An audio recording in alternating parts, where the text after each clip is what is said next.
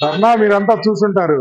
దేశంలో ఒక రాష్ట్రంలో కొత్త ప్రభుత్వం ఏర్పడి 45 రోజులు అవ్వకుండానే ఇన్ని అరాచకాలు జరుగుతూ ఉంటే ఢిల్లీ నడిబొడ్డున ఆంధ్రప్రదేశ్ జరుగుతున్నటువంటి అరాచకాలు, అకృత్యాలు, దారుణాలు జరుగుతూ ఉన్నాయి.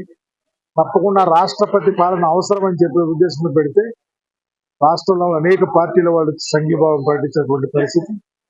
తద్వారా తప్పకుండా ఈ రాష్ట్రాన్ని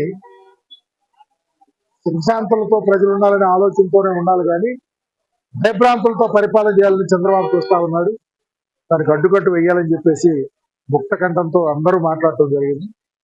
మా ప్రోగ్రాం బ్రహ్మాండంగా సక్సెస్ అయింది. భారతదేశపు రాజధాని న్యూఢిల్లీలో జంతర్ మంతర్ దగ్గర చేసిన ప్రొటెస్ట్ ఆంధ్రప్రదేశ్ రాష్ట్రంలో ఈ తెలుగుదేశం ప్రభుత్వం ఏ రకంగా అయితే రావణ కాష్ట చేస్తా ఉన్నారో దాని గురించి జంతర్ మంతర్ లో వీడియోస్ డిస్ప్లే చేసాము, ఫొటోస్ డిస్ప్లే చేసాము, ఎన్ని రాజకీయ హత్యలు జరిగినాయి ఇవన్నీ అంశాల గురించి కూడా మాట్లాడడం జరిగింది.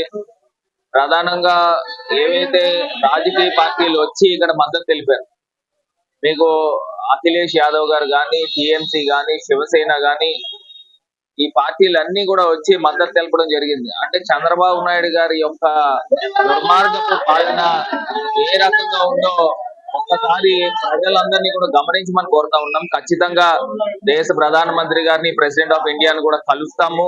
అపాయింట్మెంట్స్ కూడా రిక్వెస్ట్ చేసాం. ఖచ్చితంగా అపాయింట్మెంట్స్ వచ్చిన తర్వాత ఆంధ్రప్రదేశ్ రాష్ట్రంలో ఈ కక్షపూరితమైన ఈ అంశాల గురించి ఇక్కడి నుంచైనా ఫుల్ స్టాప్ పెట్టమని ఢిల్లీ వేదికగా మరి జగన్ అన్న అక్కడికి వచ్చి గర్జించడం జరిగింది. ఖచ్చితంగా రాబోయే రోజుల్లో ఏదైతే చంద్రబాబు నాయుడు గారికి తగిన గుణపాఠం తెలియపరుస్తారని భావిస్తాం.